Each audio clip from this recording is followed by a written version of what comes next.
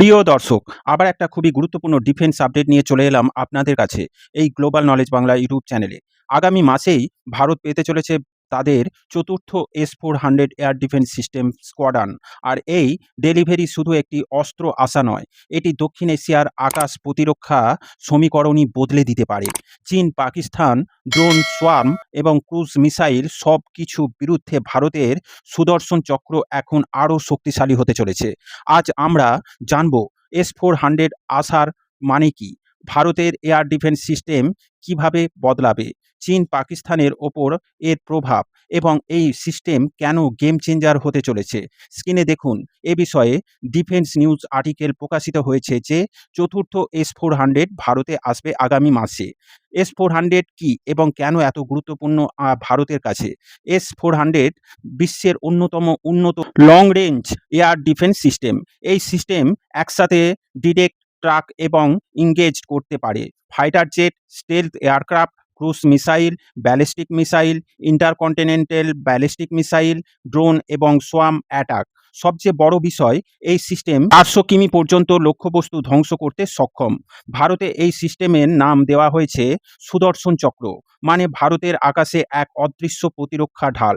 ভারতের S-400 deployment update. Bharat মোট 5টি S-400 স্কোয়াড্রন কিনেছে, ডিল সাইন করেছিল 2018 সালে। মোট মূল্য প্রায় $5.43 বিলিয়ন। এখনও পর্যন্ত 3টি স্কোয়াড্রন অপারেশনাল। চতুর্থ স্কোয়াড্রন আসছে আগামী মাসে। পঞ্চম স্কোয়াড্রনও 26-এর মধ্যে দেওয়ার কথা। মানে খুব শিগগিরই ভারত সম্পূর্ণ S-400 ফ্লাইট তৈরি করতে পারবে।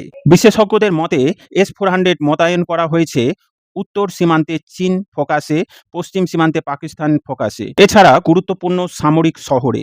এই ডিপ্লয়মেন্ট ভারতের মাল্টিপ্লেয়ার এয়ার ডিফেন্স তৈরি করছে।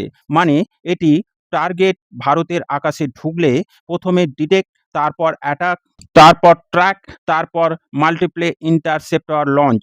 একই সাথে মাল্টিপ্লে টার্গেট ডিস্ট্রয়ার করা সম্ভব এই ইন্টারসেপ্টরের মাধ্যমে। এছাড়া খবর অনুযায়ী ভারত অতিরিক্ত 244 ইন্টারসেপ্টর মিসাইল কিনছে।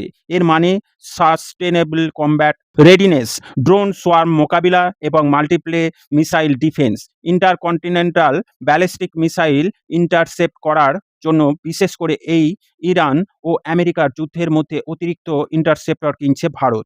এটা বোঝাচ্ছে ভারত শুধু সিস্টেম নয়, ফুল কমব্যাট স্টক তৈরি করছে। ভূ রাজনৈতিক দিক দিয়ে এই S-400 ভারতে আসাটা যথেষ্ট গুরুত্বপূর্ণ।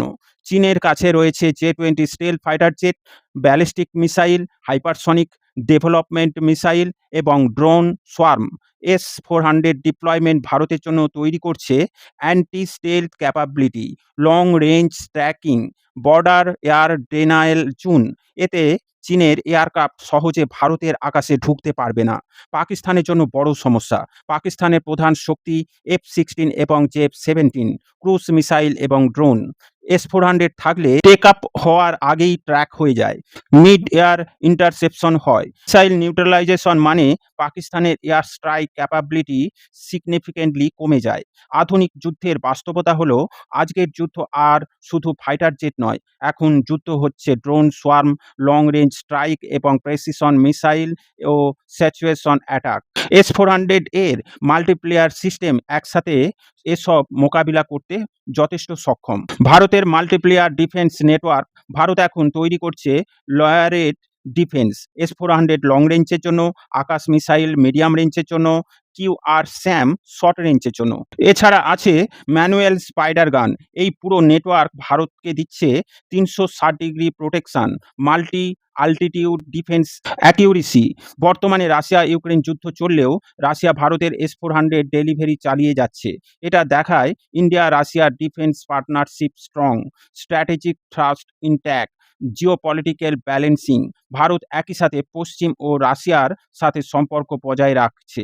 সব 5টি স্কোয়াড্রন অপারেশনাল হলে ভারত পাবে সাউথ এশিয়ার strongest air defence system, anti access air denial zone, strategic deterrence, escalation control. এটা শুধু প্রতিরক্ষা নয়, এটা ডিটারেন্সি ওয়েপন। আগামী মাসে চতুর্থ S-400 আসা মানে ভারতের আকাশ আরও সুরক্ষিত।